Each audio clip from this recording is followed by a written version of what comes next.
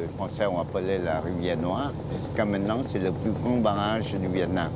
Barrage de Hoa Binh. Hoa Binh, oui, c'est ça. Alors, avant, il y avait des habitants au long de la vallée.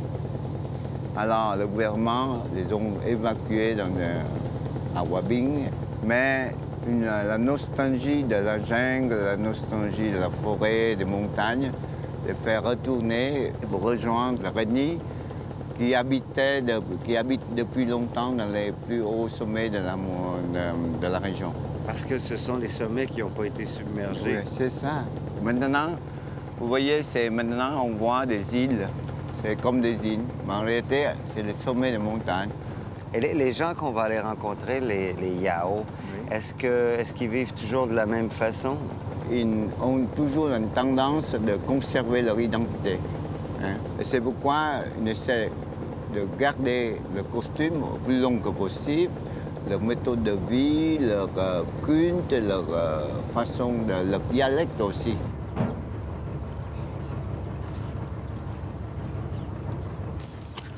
Et il y a combien de personnes qui vivent au village où on s'en va?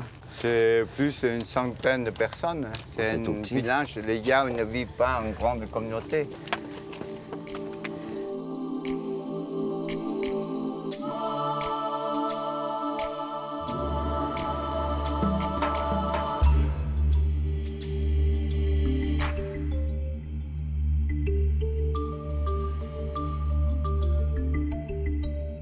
Nous invite à entrer dans la maison. Ah, merci. Comment on dit merci? Merci, c'est Yaon. Yaon. Les Yao, c'est une ethnie qui est issue d'une famille linguistique appelée Hashmong Yao.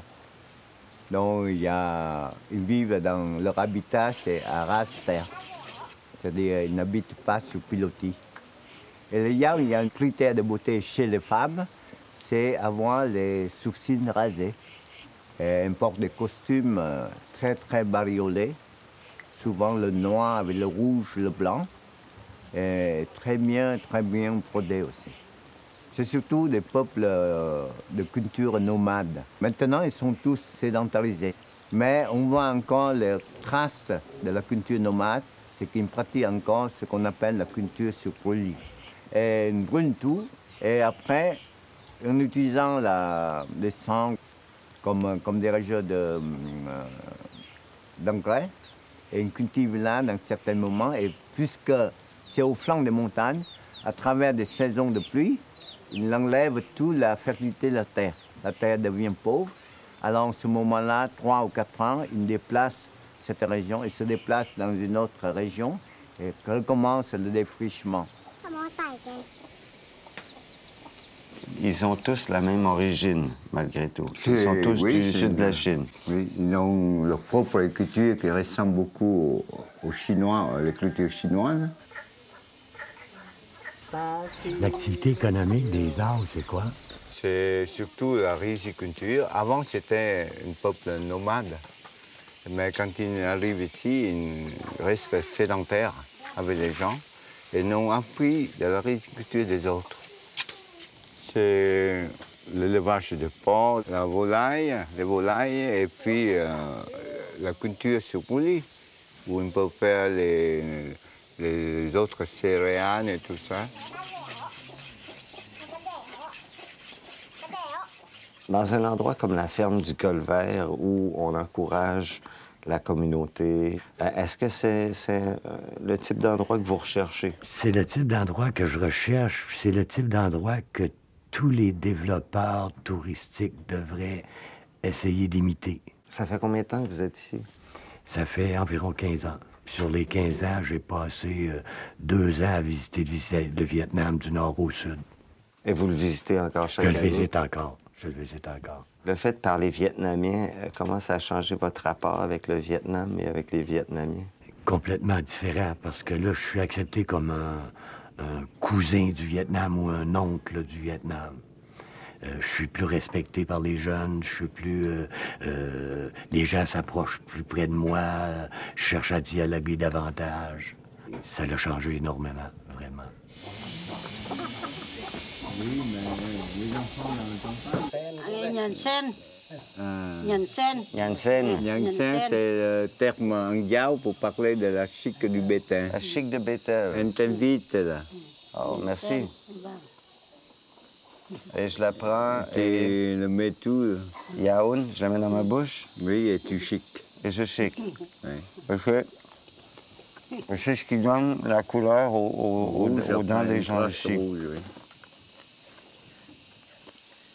C'est fait avec, la feuille du bétain, la noix d'arec et une composition de chaux vive, noix d'arec et la feuille de bétain et l'écorce d'un arbre. Est-ce que je dois avaler? Non, il ne faut pas avaler. Trop tard. Cagnon. J'ai avalé. Ouais. Non, mais ça cause pas. Ça cause pas de problème, mais normalement on crache. OK. À quel moment je crache? On va cracher là-bas, OK?